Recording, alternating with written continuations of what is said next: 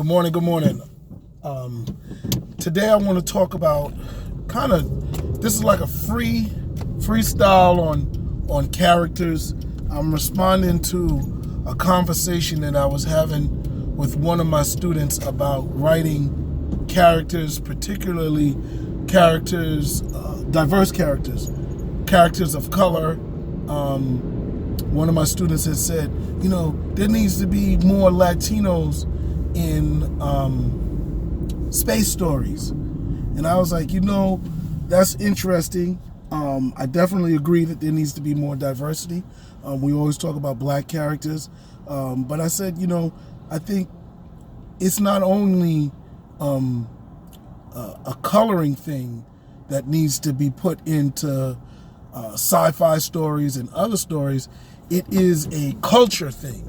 I said, because you can put a Latino in a story, but they're not Latino or Hispanic until they do something or speak with an accent or act Latino. And then that becomes a challenge for space stories, because a lot of times they don't like to deal with Earth. Like, Earth doesn't exist. So how does Spanish exist? How do enchiladas? How does plantains, rice and peas? How does merengue, salsa? What makes Latinos Latino? How does that exist without a Latin element? And that's challenging. But of course, it's important to put the physical actors to work and diversify the color palette. But in terms of making them authentic to Latino people, whoa, that's a real challenge, And a lot of writers, particularly white writers, or maybe writers that have limited experience with diverse cultures, can really only write just different colors of people as opposed to different cultures of people. Everybody knows how they've messed up African culture. I point to the early Star Trek television show, and they had a loosely based African planet. That was horrible. To me it was horrible. I think it was, too contrived and just wrong, So when it comes to white writers, or just, because sci-fi has had a lot of white writers, so it is what it is. They just don't know the cultures to write how a person would behave. I think one good example is Sweet Christmas, how the catchphrase of the comic book version of Luke Cage was so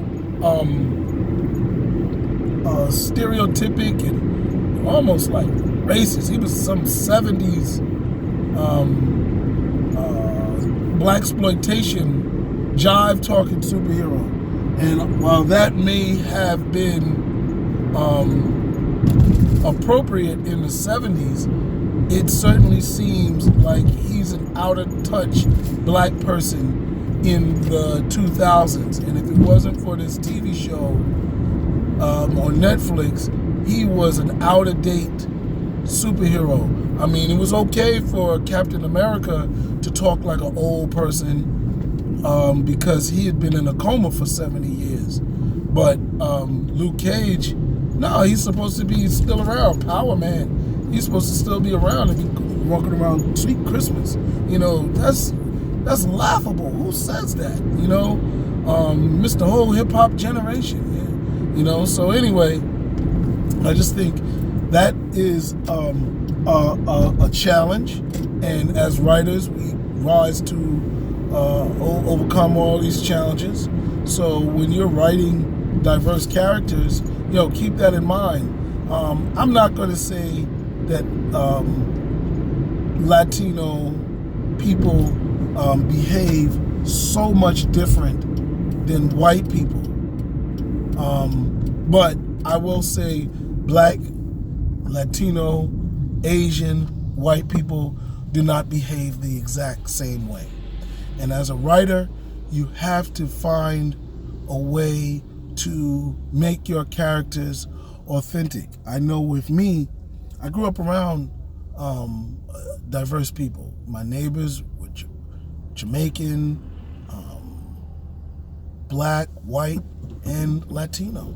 And it wasn't a big deal for me. I'm from New Jersey, Teaneck, New Jersey. I would go over their house. My Puerto Rican neighbor, he would make his cultural dishes, which he never said, hey, this is my country's dish. You know, it wasn't some international food festival, but he would bring whatever he brought. Sometimes he was, my Puerto Rican neighbor would bring, what do you call it? Chili, you know? And that's, I think, an American dish, but he put his own spin on it. And the other neighbors, they would all jump in, but we would go to their houses. I grew up around them, and especially in Harlem, you know, there was a lot of diversity. And so I understood how people behaved in variations. Now, in Miami, it's hardcore. The divisions are strong. The battle lines are, you know, we eat Trinidadian beef patties. We don't eat Jamaican beef patties.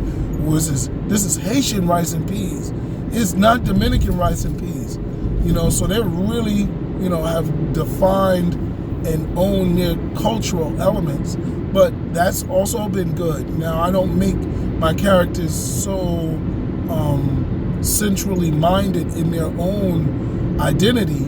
I make them, you know, able to embrace diversity. But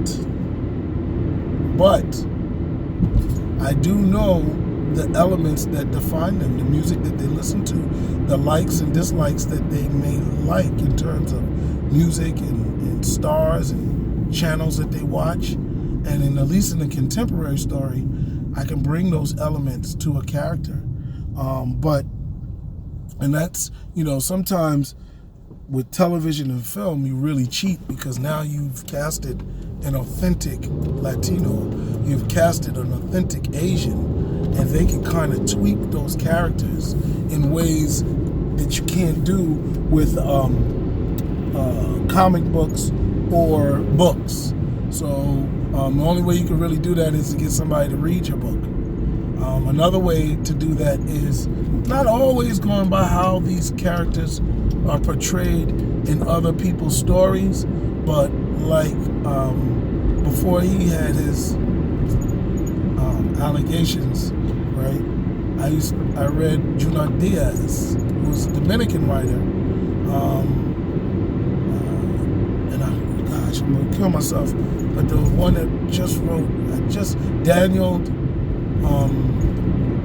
I forgot his last name, but Daniel is a Puerto Rican writer, and he wrote the Han Solo novel, and I read them, and Daniel, his previous book, he wrote with characters from his culture.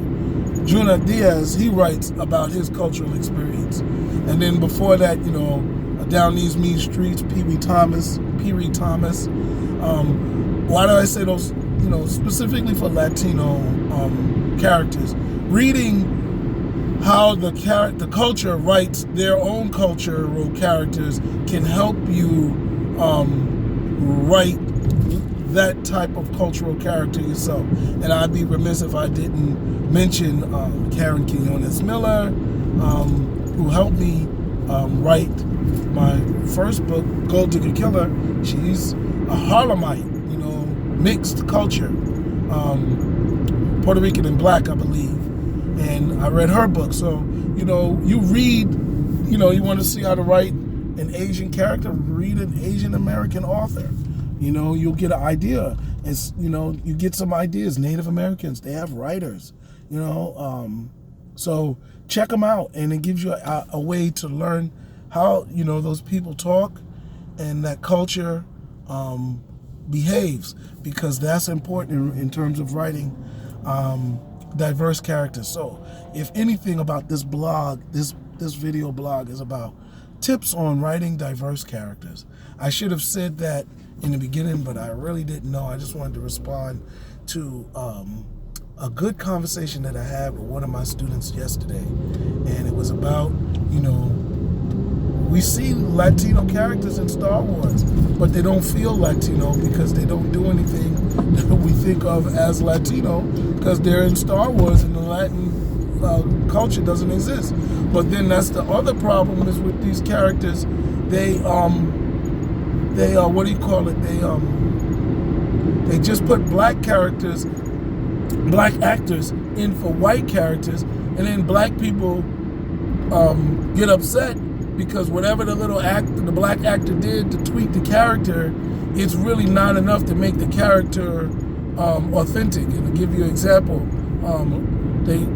this character was written as black, you know, but the black girl in Lost in Space remake on Netflix, she didn't seem black to me. If I closed my eyes, there was nothing black about her. You know, she didn't have black interests.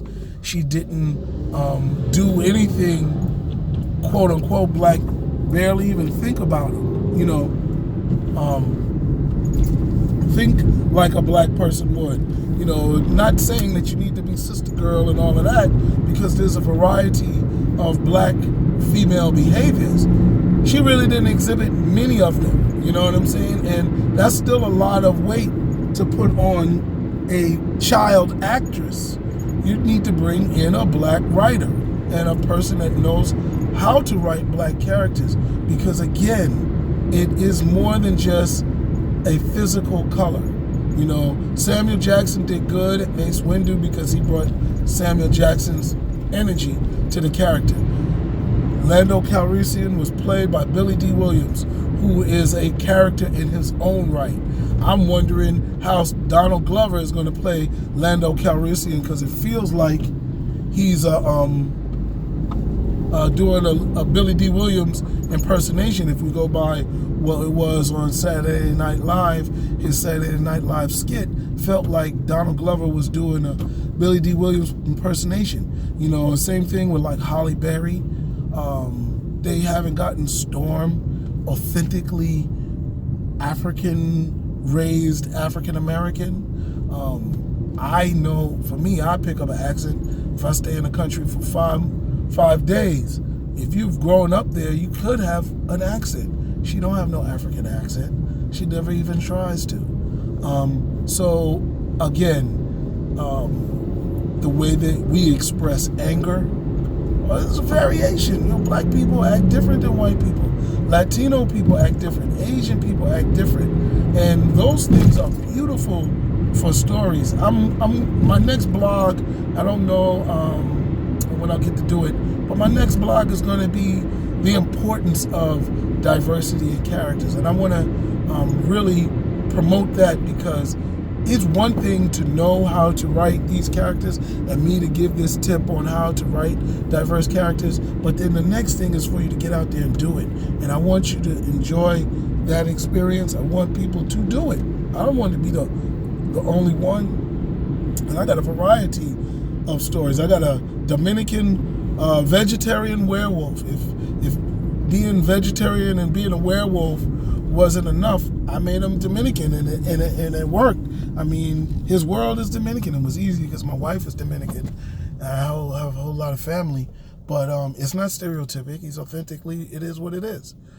So anyway, thank you for tuning in. Again, I'm just rambling, but this is, you know, writing advice. You get different types of advice all around. So thank you, and talk to you later. Check out my website. Check out my Amazon page, and catch one of my books if you get a chance. Peace.